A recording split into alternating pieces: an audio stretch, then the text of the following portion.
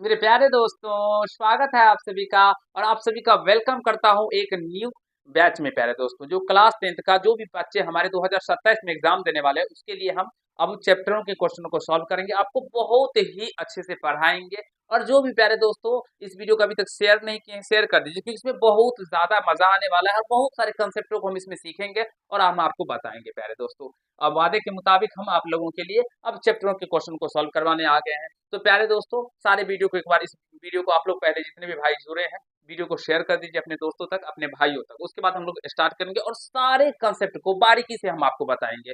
और सारे का पीडीएफ कैसे मिलेगा, ये आप लोगों के लिए एक वीडियो करके हमने बना दिया है, जिसमें आप सभी जाके देख सकते हैं। जो आपको पीडीएफ लेना होगा, तो पीडीएफ आप कैसे प्राप्त कर सकते हैं। आप हमसे, अगर आप हमसे बात करना चाहते हैं, तो कैसे बात करना चाहते हैं, कर सकते हैं। आपको स्क्रीन बोर्ड पे यहाँ पे साइड में नंबर भी दिख जाएगा। तो उस नंबर पे आप भी, जो स्कैनर लगा होगा, उसमें 99 रुपीज पे करके आपको पेड ग्रुप एसपी जाके टीम में जुट जाएंगे। और आपको फिर हमसे बात भी करने का मौका मिल जाएगा। आपको पीडीएफ भी डेली बेसिस पे मिल जाएंगे। जितने भी क्लास होंगे, सारे के पीडीएफ मिलेंगे। चलिए स्टार्ट करते हैं। और आपको जो हम सिखाने जा रहे हैं प्यारे दोस्तों, ये इतिहास के दौर में हम बात करते हैं, क्योंकि आज जो भी सिखाएंगे आपको, ये क्लास 10th के अंदर आप लोगों को ना तो कोई सिखाया होगा और ना ही कोई सिखाएगा।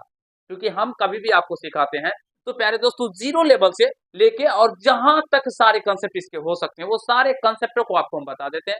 जिससे अगर एग्जाम में अगर इससे संबंधित कोई भी क्वेश्चन आए, तो आप उसे फोड़ करके आएंगे। और प्यारे दोस्तों, आपको चैप्टर बाय चैप्टर टेस्ट भी होंगे, ये समझ लीजिए। और सारे चैप्टरों का, ठीक है। जैसे हम लोग एक चैप्टर करेंगे ना, एक चैप्टर जब खत्म हो जाएंगे, तो उसके हम कुछ ऑब्जेक्टिव क्वेश्चन लेके आएंगे, जिसमें आपका टेस्ट होंगे। और आपसे पूछेंगे जो आप कितना सीखे हैं इस चैप्टर के अंदर, वो बताने के लिए। तो प्यारे दोस्तों, बहुत अच्छा सेशन होने वाला है, ठीक है।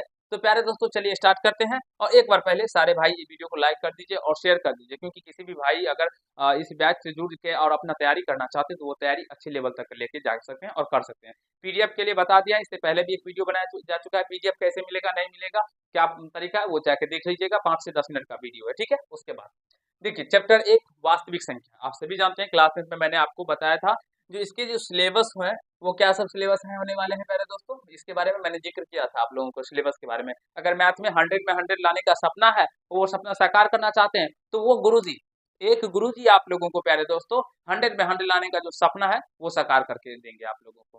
कहता एक गाना है ना, वादों से अपने मुकरता नहीं हूँ और पढ़ाने से मैं कभी डरता नहीं। तो प्यारे दोस्तों, मैं अपना वादा कभी नहीं तोड़ूंगा। हाँ, लेकिन आप भी अपना वादा कभी नहीं तोड़ेंगे, इस बात को आपको ध्यान रखना होगा। रेगुलर बेसिस पे 1 घंटे का या आधे घंटे का क्लास आता है, रेगुलर करते जाइएगा। देखिए ना ना, तो मैंने बताया था ना, कितने महीने में ये बैच खत्म हो जाएगा। इससे पहले आप लोगों को बताया गया है, जो इस चैप्टर के अंदर, इसमें हम लोग क्या क्या पढ़ेंगे, नहीं पढ़ेंगे, कैसे कैसे चैप्टरों का क्रम आएगा, और कितने महीने में ये चैप्टर खत्म हो जाएगा। तो ये सारे बात तो बता दिए हैं पहले के ही। एक वीडियो आए थे जिसमें लॉन्चिंग करके लिखे हैं, class 10th math launching video, उसमें जाके आप सभी देख सकते हैं, ठीक है।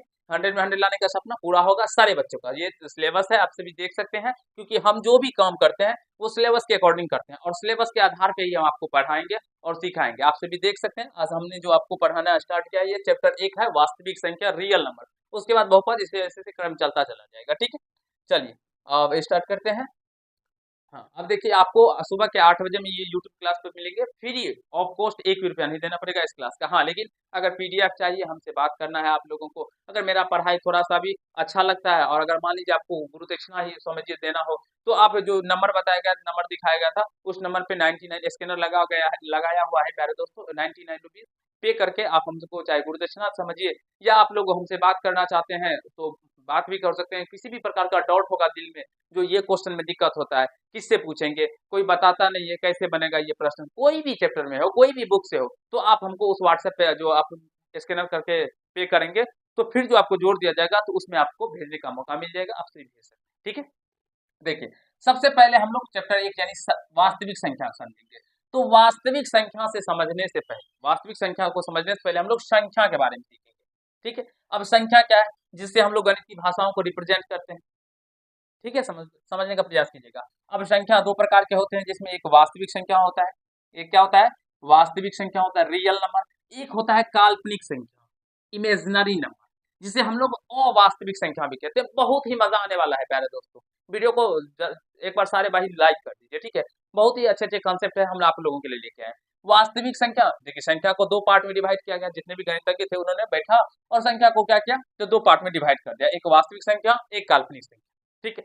अब वास्तविक संख्या क्या होता है, सबसे पहले ये समझिए, परिमेय संख्या और अपरिमेय संख्या के समुच्चय, समुच्चय का मतलब दोनों संख्याओं को मिला दीजिए। अगर परिमेय और अपरिमेय दोनों को मिला देने से जो संख्या हम लोगों का बन के आएगा उसे हम लोग क्या कहेंगे, वास्तविक संख्या। ठीक है, अब या तो एक परिभाषा तो ये हो गया जो वास्तविक संख्या क्या होगा, परिमेय और अपरिमेय संख्या का वर्ग करने, सॉरी परिमेय संख्या और अपरिमेय संख्या के समुच्चय को हम लोग वास्तविक संख्या कहते हैं। एक इसका और परिभाषा होता है, क्या होता है, यानी कि जिस भी धनात्मक संख्या का, जिस भी संख्या का वर्ग करने पर, दोस्तों ध्यान से सुनिएगा, जो मैं आप लोगों को डिफिनेशन बता रहा हूँ बहुत ही ऊपर लेवल का डिफिनेशन ये बता रहा हूँ।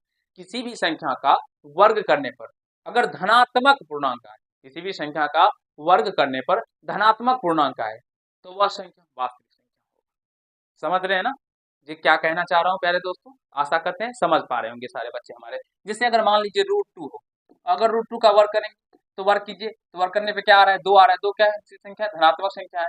तो प्यारे दोस्तों तो यह कौन सी संख्या हो जाएगा, वास्तविक संख्या हो जाएगा। अब वास्तविक संख्या कितने प्रकार के होते हैं उसके भी बारे में हम चर्चा करेंगे, फिलहाल आप समझने का प्रयास कीजिए वास्तविक संख्या के बारे में। ठीक है, जिस भी संख्या का वर्ग करने पर एक धनात्मक संख्या प्राप्त हो उसे हम लोग क्या कहेंगे मित्रों, वास्तविक संख्या कहेंगे। अब हम लोग आते हैं काल्पनिक संख्या के ऊपर, यानी अवास्तविक संख्या, काल्पनिक संख्या या अवास्तविक संख्या।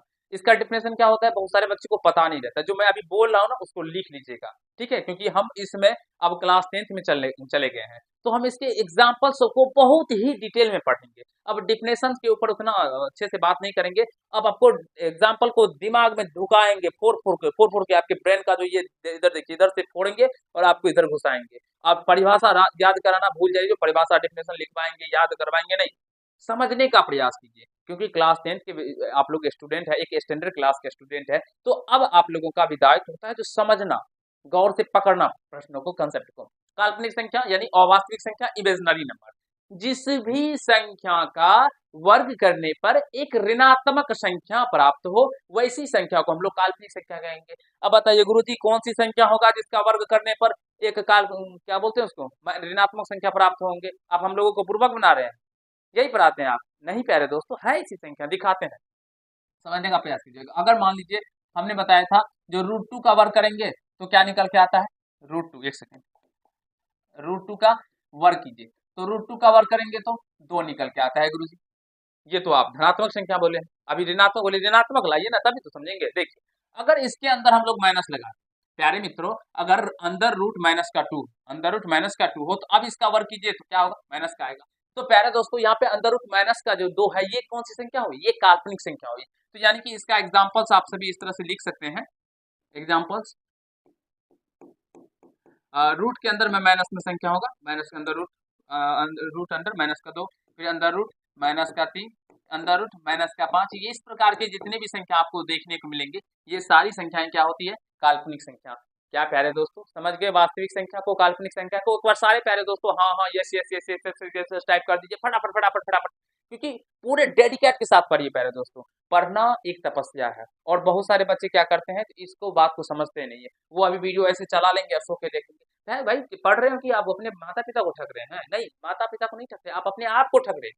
क्योंकि ये कंसेप्ट अगर आप सभी अभी नहीं पढ़े तो जीवन में कोई फिर नहीं समझाने वाला है, कोई भी नहीं ऐसे बताएगा। इस बात को लिख कर ले लीजिए आप हमसे, जो जो मैं आपको समझा रहा हूँ सिखा रहा हूँ ये बहुत ही अंदर की बातें हैं। इस बात को सीखने के लिए प्यारे दोस्तों आज मैं 10 वर्षों से क्लास 10th को पढ़ा रहा हूँ, 10 वर्ष मुझे लगा तब जाके मैं ये सारे कंसेप्ट को एकत्रित कर पाया हूँ अपने माइंड के अंदर। और आप लोग भी जब बार बार पढ़ेंगे तो सीखने मिलेंगे। जब बाहर जाइएगा ना स्टार टीचर के पास पढ़िएगा, बाहर भी पटना दिल्ली से जाइएगा तब आपको ये सब बातें स्टार टीचर पढ़ाएंगे। ठीक है चलिए आगे। अब देखिए काल्पनिक संख्या समझ गए ना। अब वो गणित तक क्या किए तो फिर चाय मंगवाए, चाय मंगवा के चाय पिए। अब चाय पीने के बाद उसको रहा नहीं गया, फिर उसका दिमाग चलने लगा, वो बोला अरे वास्तविक संख्या इधर, वास्तविक संख्या पकड़ा उसको भी 2 भागों में तोड़ दिया, एक परिमेय संख्या एक अपरिमेय संख्या, एक रेशनल नंबर एक इरेशनल नंबर। समझ रहे ना क्या कहना चाह रहा हूँ प्यारे दोस्तों। परिमेय वास्तविक संख्या को 2 पार्ट्स में तोड़ दिया, एक रेशनल नंबर एक इरेशनल नंबर।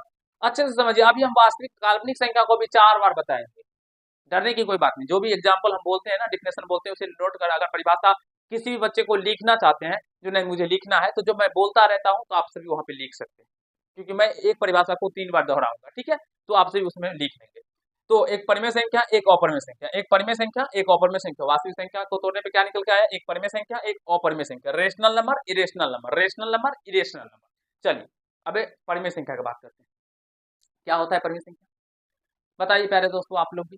देखिए वैसी संख्या जिसे p बटे q के रूप में लिखते हैं, बहुत सारे बच्चे ये भी कहते हैं वैसी संख्या से p बटे q के रूप में लिखते हैं, तो ये इसका एग्जैक्टली एक्चुअल डिफिनेशन नहीं हुआ तो इसलिए कट हो जाएगा। वैसी संख्या जिसे हम लोग p बटे q के रूप में लिखते हैं जहां p और q कोई पूर्णांक संख्या, ये बात को ध्यान में रखिएगा, ये नहीं लिखेगा तो प्रश्न में आपका गलत हो जाएगा। जहां p और q कोई कौन सा संख्या होना चाहिए, पूर्णांक संख्या होना चाहिए, तथा q का मान 0 के बराबर नहीं होगा। अगर q के मान 0 के बराबर हो गया तो फिर तो वो होगा ही नहीं परिमेय संख्या। समझने का प्रयास कीजिए, जो सिखा रहा हूँ ना, जो समझा रहा हूँ प्यारे दोस्तों, कहीं पर भी नहीं मिलेगा, इस बात को ध्यान रखिएगा। तो वैसी संख्या जिसे p बटे q के रूप में लिखा जा सके जहां p और q कोई पूर्णांक संख्या हो तथा q नॉट इक्वल टू 0 हो, क्या कहलाएगा, रेशनल नंबर, परिमेय संख्या। और परिमेय संख्या जिसे p बटे q के रूप में नहीं लिखा जा सके जहां p और कोई पूर्णांक संख्या तथा q नॉट इक्वल टू 0, ये भी लिख सकते हैं। तो आशा करते हैं ये परिमेय संख्या और अपरिमेय संख्या भी समझ गए होंगे। संख्या को दो पार्ट में बांटा गया, एक वास्तविक संख्या, एक काल्पनिक संख्या। फिर हम लोग वास्तविक संख्या का पढ़ेंगे, वास्तविक संख्या को भी दो पार्ट में बांटा गया, एक रेशनल नंबर, एक इरेशनल नंबर, परिमेय संख्या और अपरिमेय संख्या। चलिए अगले कंसेप्ट अब देखिए, फिर आगे आप लोगों के लिए यहाँ पे वास्तविक संख्या, काल्पनिक संख्या, परिमेय संख्या और अपरिमेय संख्या। मैंने बताया ना आप लोगों को इतना पढ़ाऊंगा, पढ़ाते पढ़ाते प्यारे दोस्तों याद करवा दूंगा क्लास के अंदर ही। हाँ लेकिन कंसेप्ट आपको समझने होंगे, पेशेंस होके इस वीडियो को देखने होंगे। अगर पेशेंस धर के वीडियो को नहीं देखेंगे ना, कुछ नहीं होने वाला। चलिए वास्तविक संख्या, अब एग्जांपल्स का बात करने जा रहे हैं, ठीक है। देखिएगा जितने प्रकार के संख्याओं का आप लोग यूज करते हैं, सारी संख्याएं, जैसे 1, 2 मान लीजिए, √2 मान लीजिए, 4/5 मान लीजिए, पाई मान लीजिए, 1.1, 1.2 मान लीजिए, कुछ भी संख्या, कोई भी 1.3 संख्या ऊपर बार हो, इस तरह के डैश जितने प्रकार की भी संख्याएं होंगी वो सारा क्या हो जाएगा, वास्तविक संख्या। बताया ना परिमेय संख्या और अपरिमेय संख्या का समुच्चय को हम लोग वास्तविक संख्या कहते हैं। अब काल्पनिक संख्या क्या हो जाएंगे प्यारे दोस्तों, जिस भी एग्जाम्पल डिफिनेशन लिखने का होगा, लिख लीजिएगा, जिस भी संख्या का वर्ग करने पर, जिस भी संख्या का वर्ग करने पर एक ऋणात्मक संख्या प्राप्त हो, एक ऋणात्मक संख्या प्राप्त हो, एक ऋणात्मक संख्या प्राप्त हो, उस संख्या को काल्पनिक संख्या कहते हैं। जैसे एग्जाम्पल्स का बात करते हैं, समझने का प्रयास करेंगे सारे मित्र हमारे, ठीक है। एग्जाम्पल देख लीजिए, अंडर रूट माइनस का 2 ये हो जाएगा, फिर अंडर रूट माइनस का 3, अंडर रूट माइनस का 7, इस तरह के जितने भी संख्या देखेंगे ना, ये सारी संख्याएं क्या हो जाएगी, काल्पनिक संख्या। मुझे नहीं लग रहा है कि किसी भी भाई को अब वास्तविक संख्या और काल्पनिक संख्या में दिक्कत हुआ होगा। एक बार सारे प्यारे दोस्तों कमेंट कर दीजिए, क्या आप सभी ने वास्तविक संख्या और काल्पनिक संख्या को समझ गए ना। अभी वास्तविक संख्या, काल्पनिक, परिमेय संख्या, परिमेय संख्या के ऊपर भी एक वीडियो लेके आऊंगा। परिमेय संख्या इतना ही नहीं होता है, परिमेय संख्या में बहुत ओल झोल है भाइयों। अब वो ओल झोल कौन खत्म करेंगे, आपके गुरुजी सारे एग्जाम्पल्स बताएंगे, क्योंकि भर भर के क्वेश्चन आते हैं। निम्नलिखित में से कौन सा परिमेय संख्या है, निम्नलिखित में से कौन सा अपरिमेय संख्या है, परिमेय संख्या का दशमलव प्रसार कैसा होता है, परिमेय संख्या का क्या कहते हैं उसे कैसे लिखा जाता है, बहुत सारे कॉन्सेप्ट बनते हैं। परिमेय संख्या को अपरिमेय संख्या के साथ जोड़ दिया जाए तो कौन सी संख्या प्राप्त होती है, परिमेय संख्या को अपरिमेय के साथ गुना कर दिया जाए तो कौन सी संख्या प्राप्त होती है, सारा ओल झोल खत्म करेंगे। इतना समझ लीजिए, गुरुजी के पास पढ़ते हैं ना, गुरुजी का मतलब गुरुजी होता है, जो एक भी कंसेप्ट छोड़ने वाले नहीं है, क्योंकि ये बैच ही तांडव बैच, इस बैच का नाम हमने तांडव रखा है। इसका मतलब ये है जो आप सभी इस बैच को पढ़ के तांडव मचा दीजिएगा, अपने जहां पर भी कहीं दूसरी जगह पढ़ते होंगे या घरों के बगल में, सारे बच्चे को इस बैच से जोड़ दीजिएगा, क्योंकि वो पढ़ के तांडव मचाने वाला है इस बैच।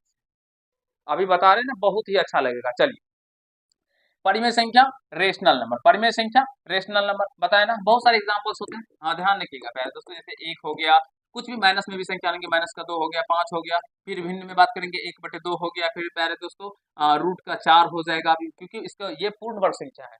पूछा जाता है पूर्ण वर्ग संख्या कैसी संख्या है, परिमेय संख्या या अपरिमेय संख्या, तो पूर्ण वर्ग संख्या जिसका वर्गमूल, जिसका पूरा पूरा निकल जाएगा वर्गमूल, वो पूर्ण वर्ग संख्या। जैसे 4 का रूट निकालेंगे कितना होगा, 2 निकल के आ जाएगा, इसलिए पूर्ण वर्ग संख्या हो गया। उसके बाद रूट 16, √16/√25, इस तरह की संख्या, दशमलव वाली संख्या भी प्यारे दोस्तों वो क्या हो जाएगा, परमेय संख्या हो जाएगा। अभी हमने परमेय संख्या को पूरे तरह से क्लियर नहीं किया है, बस इतना समझ लीजिए आज, क्योंकि बताया अभी अभी सारे को 4-4 बार पढ़ाएंगे। अभी शुरू कहाँ किया मैंने प्यारे दोस्तों, परमेय संख्या और अपरमेय संख्या को जब तक मैं थकूंगा नहीं, तोड़ूंगा नहीं ना, तब तक आप सभी से छोड़ूंगा नहीं, दिमाग के अंदर डालूंगा। एक बार में बोल देना सीधा दिमाग के अंदर में, तो सीधा दिमाग के अंदर में। ये एग्जाम्पल्स हो गए परमेय संख्या का। और परमेय संख्या का समझने का प्रयास करेंगे सारे बच्चे हमारे। देखिए रूट के अंदर में 2 हो तो ये अपरमय संख्या हो गया, जिसका वर्गमूल नहीं निकलेगा रूट 3। इस तरह की भी संख्या, फिर पाई हो जाएंगे। फिर कोई संख्या ऐसा होगा दशमलव में जिसका ना तो वो कटेगा ना ही रिपीट होगा, जैसे 1.10, फिर 1, फिर 2 जीरो, फिर 1, फिर 3 जीरो। इस तरह का जो कॉन्सेप्ट वाला संख्या होता है, दशमलव वाला संख्या होता है, जिसे हम लोग क्या कहते हैं प्यारे दोस्तों, अपरिमेय संख्या कहते हैं। और इसको हम लोग क्या कहेंगे, अशांत अनावृत्ति। ये कौन सी दशमलव वाली संख्या होगी, अशांत अनावृत्ति। और जो संख्या, अभी दशमलव वाली संख्या के ऊपर भी बात करेंगे। सारे को हम लोग धीरे धीरे धीरे धीरे, जैसे प्यार होता है ना, होले होले होले होले, उसी प्रकार हम सारे कंसेप्ट को भी धीरे धीरे सिखाएंगे। ऐसे पढ़ाएंगे ना जो आपको गुरुजी से प्यार हो जाएगा। ठीक है ना। चलिए, अपरिमेय संख्या कैसा लग रहा है, फटाफट फटाफट फटाफट दोस्तों। ये मिल जाएगा आप लोगों को पीडीएफ, तो लिखने की जरूरत नहीं है, तरीका बता दिया कैसे मिलेगा। ठीक, चलिए, ये परिमेय संख्या, पूर्णांक। अब परिमेय संख्या के ऊपर बात करेंगे।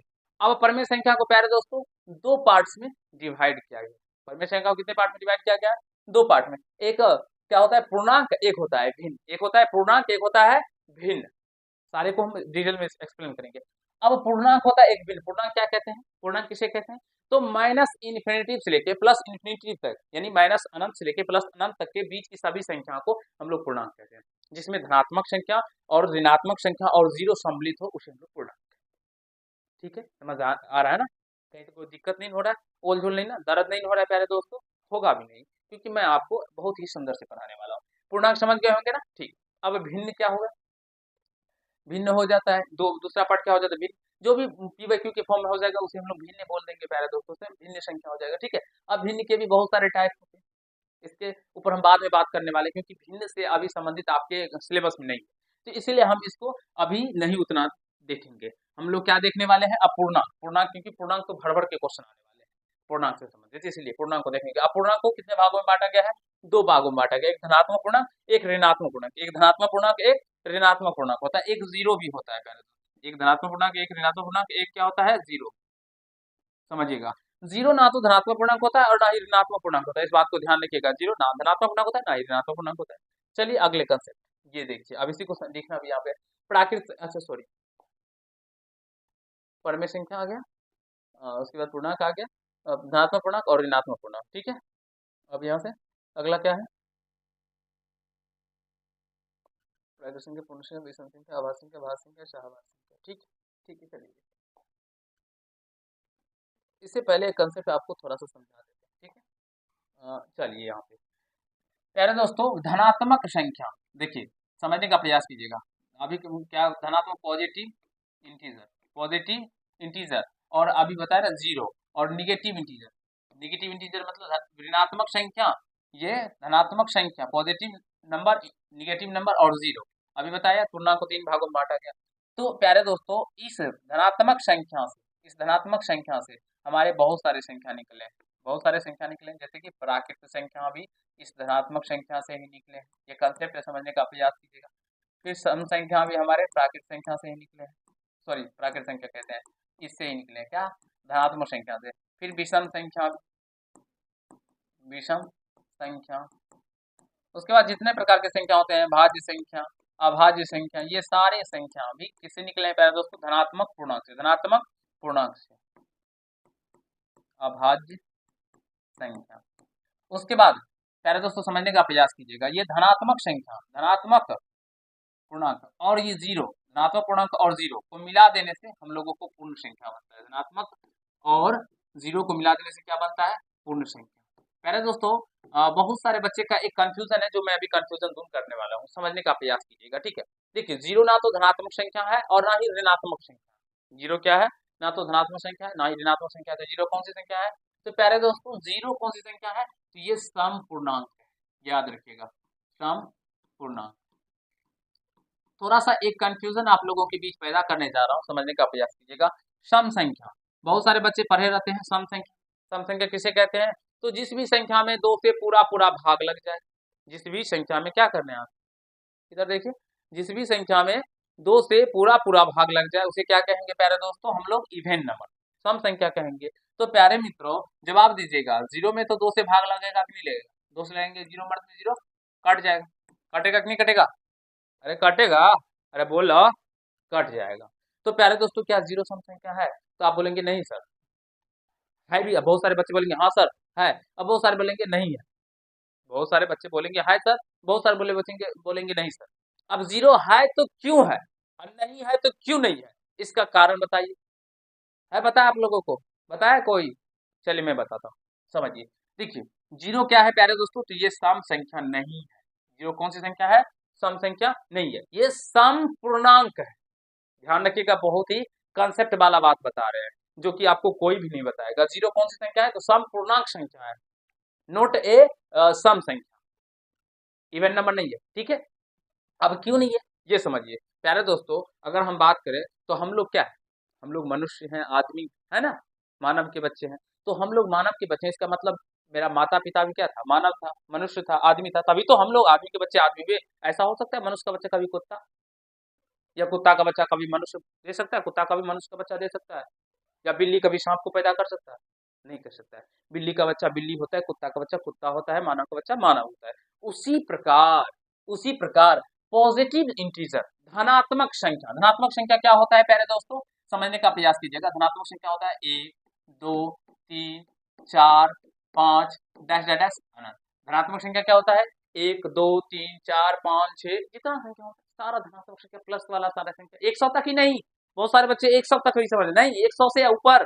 भाई गिनती करते हैं हम लोग 1 से 1 से तक और छोड़ देते हैं। 101 भी गिनती कर सकते हैं, 102 103 100। बड़ा बड़ा बुक देखिए, उसमें 500 पेज रहता है, 600 2 हजार पेज रहता है। तो हम लोग पॉजिटिव धनात्मक संख्या की बात करेंगे तो धनात्मक संख्या क्या हो गया? 1 2 3 4 5 6 7 8 10, है ना।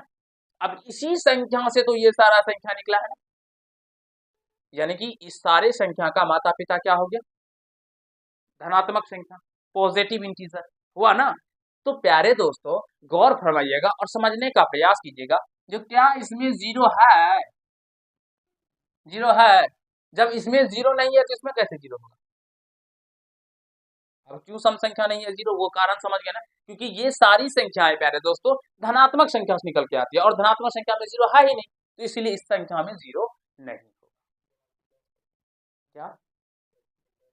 अब 10 अलग संख्या है भाई, 10 अलग है, जीरो का केवल जीरो का बात कर रहे थे। इसलिए प्यारे दोस्तों ये क्या हो जाएगा? जो सम संख्या एक जीरो संख्या, जीरो एक सम संख्या नहीं है। आशा करते हैं समझ गए होंगे, कंसेप्टों को सीख लेंगे। पूर्ण संख्या में क्या होता है? तो ये जीरो आते हैं। अभी मैं समझाऊंगा आपको पूर्ण संख्या, प्राकृत संख्या, सम संख्या, विषम संख्या, बहुत ही डिटेल में बताया ना, ऐसा समझाऊंगा जो क्लास के अंदर ही याद हो जाए। हाँ, पेशेंस बना के रखना होगा।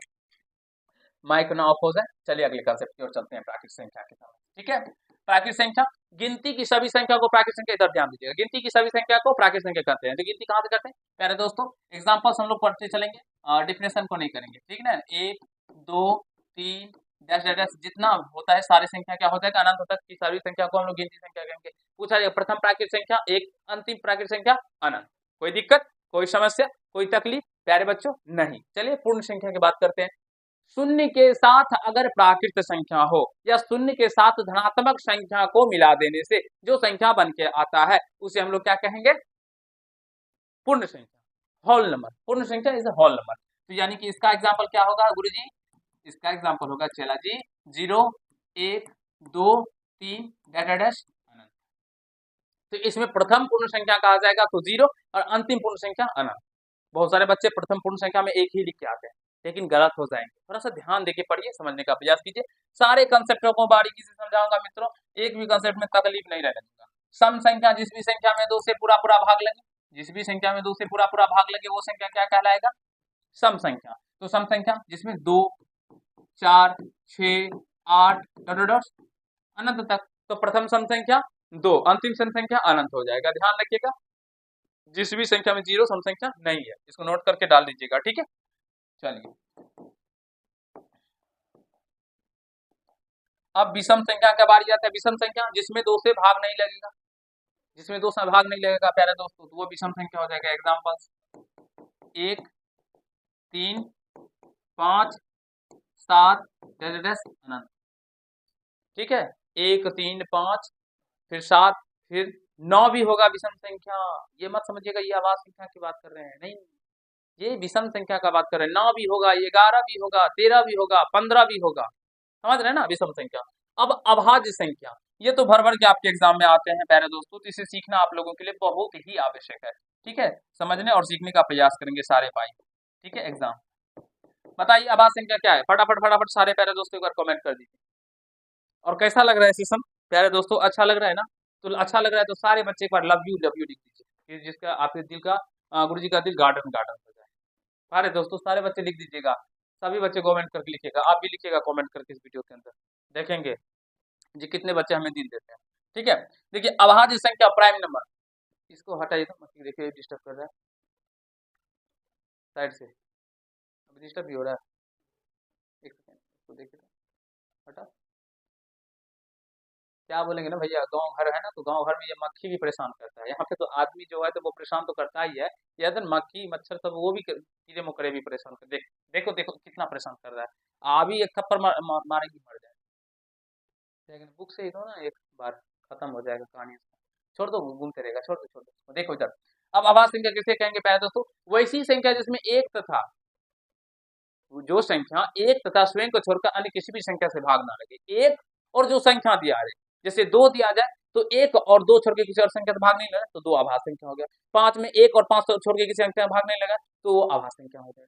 तो समझने का पड़ेगा, जिस संख्या में एक और स्वयं को छोड़ के किसी अन्य संख्या से भाग ना लगे उसे आभास संख्या कहते हैं। और एक शब्द में परिभाषा कहते हैं, only to factors is called prime number, जिसकी केवल दो गुणनखंड हो उसे हम लोग आभास संख्या कहेंगे। तो इसके एग्जांपल्स क्या हो जाएंगे बताइए पहले दोस्तों, एक आभास संख्या है, हाँ इसमें भी कंफ्यूजन होता है बच्चे लोगों को, एक आभास संख्या है कि नहीं है बताइए पहले दोस्तों, देखिए मक्खी कितना बार बार परेशान कर रहा है, बताइए एक आभास संख्या है, एक आभास संख्या नहीं, ठीक ध्यान रखिएगा, दो तीन पांच डैश डैश डैश डैश अनंत तक हो जाएगी, इसके भी प्यारे दोस्तों बहुत सारे थे। तो इसमें पूछा है प्रथम आभास संख्या दो, एकमात्र समआभास संख्या दो, एकमात्र मतलब एक ऐसा प्रथम सम संख्या है इसमें जो कि सम संख्या भी है और आभास संख्या भी है, और बाद में कोई ऐसा संख्या नहीं है जो कि सम संख्या भी होगा आभास संख्या होगा। ठीक है, चलते हैं अगले कंसेप्ट की ओर प्यारे दोस्तों, आशा करता हूँ समझ पा रहे होंगे। ये भाज्य संख्या हो गया, फिर भाज्य संख्या जिसमें more than two factors is called compositive number, जिसके दो से अधिक गुणनखंड हो प्यारे दोस्तों। ठीक है, जिसके दो से अधिक गुणनखंड हो, जैसे कि क्या हो जाएंगे बताइए बताइए फटाफट फटाफट, चार, फिर छह, उसके बाद आठ, फिर नौ भी हो जाएगा, दस भी हो जाएगा, तो इस तरह के जितने भी संख्या होंगे वो क्या हो जाएंगे, भाज्य हो जाएंगे, कंपोजिटिव नंबर। प्यारे दोस्तों आपके सपोर्ट का हमें बहुत ही आवश्यक है, वो होता है क्या ना, हम वीडियो बनाना भी चाहते हैं ना तो माइक का भी साथ नहीं देता है, कभी नेट का इशू आ जाता है, इसलिए लाइव नहीं लेके आ पाते हैं आप लोगों के लिए। ठीक है ना, तो आप लोग जब सपोर्ट कीजिएगा तो हम सारे कंडीशन में आप लोगों को बहुत अच्छा देने वाले हैं। ठीक है, अब देखिए सहआभास संख्या क्या हो गया प्यारे दोस्तों, सहआभास संख्या क्या होता है बताइए, आभाज्य सहआभास संख्या होता है प्राकृतिक संख्या के ऐसे यूनिट जिनका मौसा एक हो, अब प्राकृतिक संख्याओं का ऐसे यूनिट का मौसा एक हो, तो देखिए क्या हो जाएंगे, दो तीन ले लीजिए, इसका मौसा एक है ना, तो ये भी हो जाएंगे, तीन पांच ले लीजिए, होगा कि नहीं होगा, मौसा एक है ना, तो पांच सात ले लीजिए, होगा ना। तो अब प्राकृतिक संख्याओं के आभाज्य संख्याओं का ऐसा युग्म मत समझिएगा, प्राकृतिक संख्याओं का ऐसा युग्म जिसका एचसीएफ एक हो वो क्या हो जाएगा, तो को प्राइम नंबर सह आभाज्य संख्या हो जाएंगे। आशा करते हैं मेरे दोस्तों आप सभी समझ रहे हैं, ठीक है। और एक जुड़वा आभाज्य संख्या होता है, उसमें होता है जो जिन दो आभाज्य संख्याओं का अंतर दो हो, जिन दो आभाज्य संख्या का अंतर दो हो उसे हम लोग जुड़वा आभाज्य संख्या कहते हैं। ठीक है, ट्विन प्राइम नंबर संख्या कहते हैं। तो आशा करता हूं प्यारे दोस्तों जो अभी तक जितने प्रकार के संख्या हमने आपको पढ़ाए हैं वो आप सभी अच्छे से समझ गए होंगे, सीख लिए होंगे, कहीं कोई दिक्कत समस्या नहीं हुआ होगा आप लोगों को प्यारे दोस्तों, तो मुझे विश्वास है सीख गए होंगे। ठीक है, अब आप लोग का ये परिभाषा खत्म हो जाता है। अब हम लोग थोड़ा सा समझेंगे यूक्लिड विभाजन प्रमेय का और यूक्लिड विभाजन एल्गोरिथम, जो कि आपके सिलेबस का ही कंसेप्ट है। इसे समझ के हम लोग फिर प्यारे दोस्तों चैप्टर के प्रश्नों की ओर देखेंगे, टाइम के अकॉर्डिंग बात करेंगे उसके बाद। ठीक है, देखिए सबसे पहले यूक्लिड विभाजन प्रमेय का और यूक्लिड विभाजन एल्गोरिथम, ये दो कंसेप्ट इसे समझ लीजिए। देखिए दो धनात्मक पूर्णांक ए और बी दिए रहने पर हम ए बराबर बी क्यू प्लस आर, जहाँ जीरो आर का जो मान होता है वो जीरो से तो बड़ा या बराबर होना चाहिए, जीरो से बड़ा या बराबर, तथा बी से क्या होना चाहिए, हमेशा छोटा होना चाहिए। ठीक है, को संतुष्ट करने वाली पूर्ण संख्या Q और R ज्ञात कर सकते हैं, अर्थात ऐसी संख्याओं का अस्तित्व है। प्यारे दोस्तों इसका मतलब सीधा समझिए ना, A बराबर जो होगा क्या होगा, बी क्यू प्लस आर होता है, जहां R का जो मान होता है वो क्या होता है, जीरो से बड़ा या जीरो के बराबर होता है, और बी से क्या होता है, हमेशा छोटा होता है। यही कंसेप्ट है, मैं आपको अगले पार्ट में भी समझाऊंगा इसको ये कैसे होता है और नहीं होता है। ठीक है, ये हम लोग क्लास 10 के क्लास 6 या 5 में क्लास में पढ़ते हैं ना, भाज्य बराबर भाज्य गुना भागफल जो से उसके अकॉर्डिंग भी बात करेंगे। ठीक है, चलिए यहाँ से थोड़ा सा एक बार देख लीजिए। जैसे अगर मान लीजिए 4 में हम लोग 2 से भाग लगाते हैं तो 2 दूना 4 कट जाता है ना पूरा पूरी। ठीक है, और या तो हम अगर मान लीजिए 5 में भाग लगाएंगे 4 2 से तो 2 दूना 4 शेष कितना है, एक आया ना। तो यहाँ से क्या होता है प्यारे दोस्तों, इसी को ए माना गया है, इसको क्यू माना गया है, इसको बी माना गया है, और यहाँ पे जो निकलते हैं चलिए घटा के हम इसको जीरो लिखते हैं। ठीक है, जीरो भी तो लिखते हैं जीरो, और इसे आर कहा गया है। तो ए बराबर देखिए आपके प्रश्न में लिखा गया है बी क्यू प्लस आर। ठीक है, यूक्लिड से आप इसी को ए इसको बी इसको क्यू इसको आर, और वैसे भी इसका स्पेलिंग भी होता है, देख सकते हैं आप लोग जाके बुक में भी। तो यहाँ से देखिए भाज्य बराबर क्या होता है, इसे हम लोग अपने देहाती भाषा गाँव में क्या कहते थे, जिसे भाज्य कहते थे ना। ये भाज्य, ये भाजक, ये भागफल, और ये शेष। तो भाज्य बराबर होता था ना, भाज्य बराबर होता था भाजक गुना भागफल, तो भाजक गुना भागफल तो बी क्यू, अब जोड़ शेष प्लस शेष, शेष का मतलब आर है तो आर, समझ गए ना। तो वही कंसेप्ट है प्यारे दोस्तों, और आशा करते हैं जो आप सभी समझ रहे हैं। और आर का जो मान है यहाँ पे देखिए, जो भाग दे रहे हैं बी, जिससे भाग दे रहे हैं 2 से दे रहे हैं भागना, ये देखिए 2 से छोटा आया ना, यहाँ पे भी 2 से छोटा है ना, तो कभी भी इसके बराबर नहीं आएगा, बी के बराबर नहीं आएगा, बी से छोटा ही होगा, जीरो से बड़ा है। देखिए यहाँ पे शेष जीरो से बड़ा आ गया है ना, शेष जीरो से बड़ा या बराबर आ सकता है, जीरो के शेष का आर का जो मान होगा वो जीरो से क्या होगा, बड़ा या बराबर आ सकता है, लेकिन बी से हमेशा क्या होगा, ऑलवेज टाइम छोटा होगा। इस बात को ध्यान रखिएगा, आपके एग्जाम में भर भर के क्वेश्चन आते हैं। ठीक है, चलिए यहाँ से समझिए आप, यूक्लिड विभाजन एल्गोरिथम, यूक्लिड विभाजन एल्गोरिथम ये एक प्रकार का प्यारे दोस्तों यूक्लिड विभाजन प्रमेयिका पे ही आधारित है, और जिससे हम इसका प्रयोग करके हम लोग इसका देखिए आप लिखा है यह यूक्लिड विभाजन प्रमेयिका पर आधारित है। इसका प्रयोग कर दो धनात्मक पूर्णांक ए और बी दिए रहने पर इसका हम लोग एचसीएफ ज्ञात करते हैं। ए और बी अगर दिया रहे तो उसका हम लोग क्या ज्ञात कर सकते हैं, एचसीएफ ज्ञात करते हैं। तो प्यारे दोस्तों कैसा लगा ये सेशन, आप सभी जरूरी कमेंट बॉक्स में कमेंट कीजिएगा। फिर अगले अब अगला कंसेप्ट जो आएगा उसमें हम लोग चैप्टरों के प्रश्नों को सॉल्व करेंगे। देख सकते हैं यहाँ पे चैप्टर के प्रश्न अब आपको आ गए, और आपको चैप्टरों के प्रश्नों को अच्छे से समझाने और सिखाने का प्रयास करेंगे।